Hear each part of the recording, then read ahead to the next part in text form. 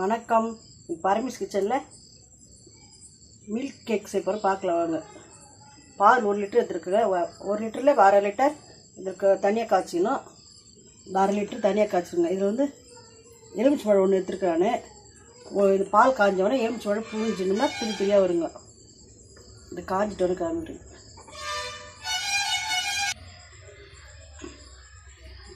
நாலு லிட்டர் பால் காய்ஞ்சிச்சுங்க. பால் பொங்கிட்டோன்னு 2 பொங்குவோம்னா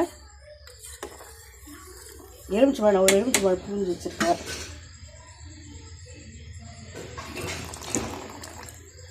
கொஞ்சம் கொஞ்சமாக ஊற்றணும்னா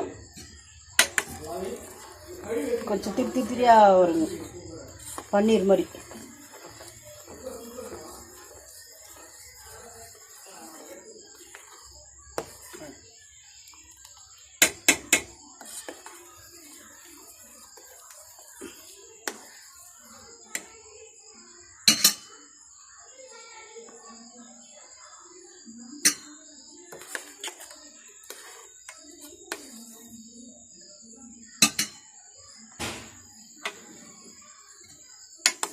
பன்னீர் 1/2 லிட்டர் பால்,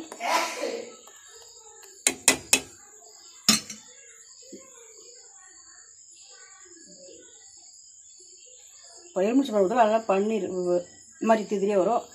எலுமிச்சை பழம் இல்லைனாக்கா வினிகர் ஊற்றிக்கலாங்க. பால் பக்கம் 1/2 லிட்டர் பால் நல்லா சுண்டாக காய்ச்சணுங்க. கொஞ்சம் கலரிங்கனே இருக்கணும், இல்லைன்னா அடி பிடிச்சிடும்.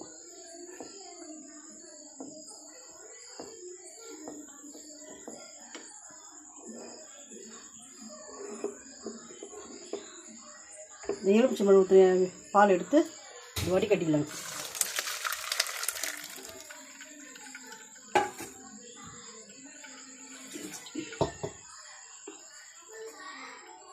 வடிகட்டிட்டு கொஞ்சம் பச்சை தண்ணி கொஞ்சம்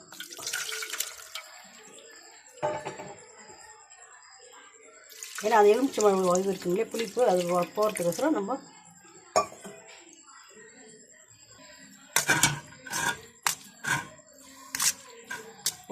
எலுமிச்சை பழம் புளிப்பெல்லாம் போயிடுங்க. அந்த தண்ணியில் ஊற்றி நமக்கு இந்த மாதிரி கலரிங்க, அலசிட்டு எடுத்து வச்சிடணும்.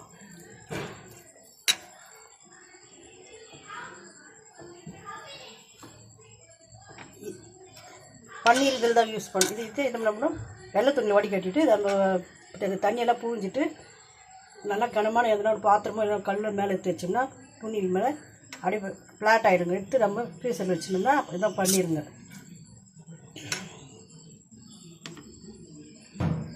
இந்த மாதிரி கிளறினே இருக்குங்க, அடி பிடிச்சிடும், நல்லா கெட்டியாக வரணும்.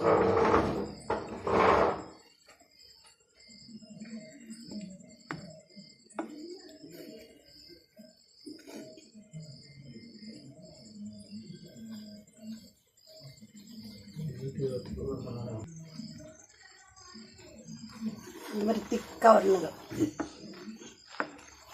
ஏடெல்லாம் நல்லா தோரம் எடுத்து விட்டுருந்தோம்னா இந்த மாதிரி திக்காக வரும்.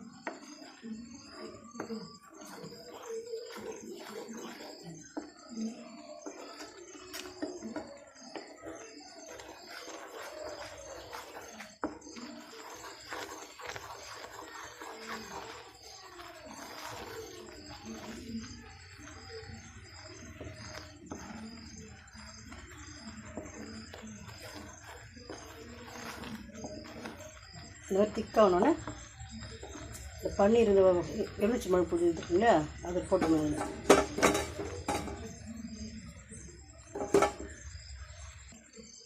இந்த பன்னீர் போட்டுன்னு நல்லா கலரிங்க. நல்லா ஸ்லோ வச்சு கலரினே இருக்கணும், அடி பிடிக்குங்க.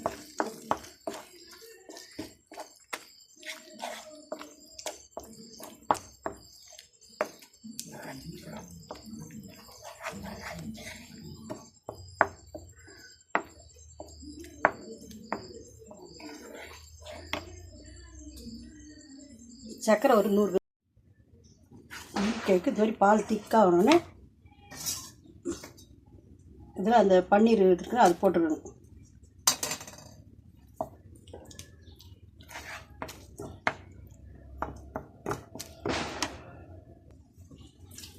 சர்க்கரை ஒரு 100 கிராம் போட்டு நல்லா கிளறிக்கணும்.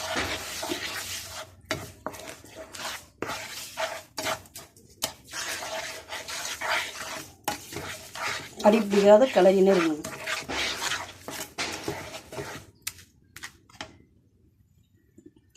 நெய் 1 ஸ்பூன்,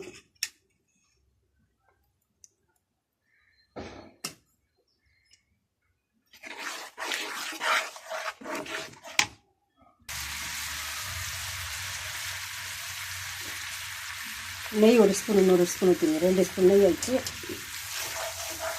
நல்லா கலரிட்டு இது வரணும். அடி பிடிக்காத சுருண்டு வரணும்.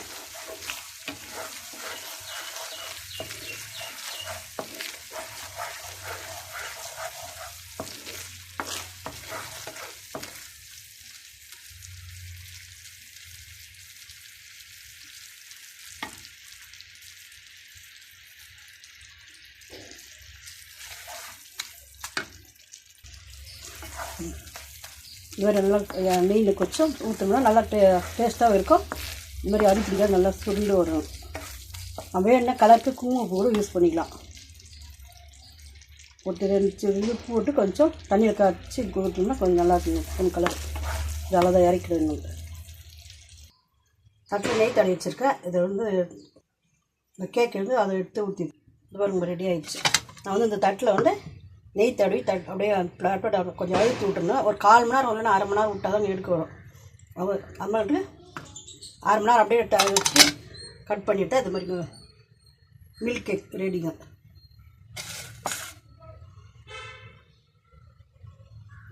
குழந்தைங்க நல்லா விரும்பி சாப்பிடுவாங்க. பெரியவங்க சின்ன பசங்களோட விரும்பி சாப்பிடுவாங்க. உங்களுக்கு பிடிச்சிருந்தா லைக் பண்ணுங்கள், ஷேர் பண்ணுங்கள். Milk cake. Hi friends, kalakand sweet ready. Kalakand milk sweet ready ஆயிடுச்சு. இதுதான் தீபாவளி ஸ்பெஷல். இதுதான் தீபாவளி ஸ்வீட். ஹாப்பி தீபாவளி. எல்லாரும் சேஃபா தீபாவளி கொண்டாடுங்க. நன்றி. தேங்க்யூ.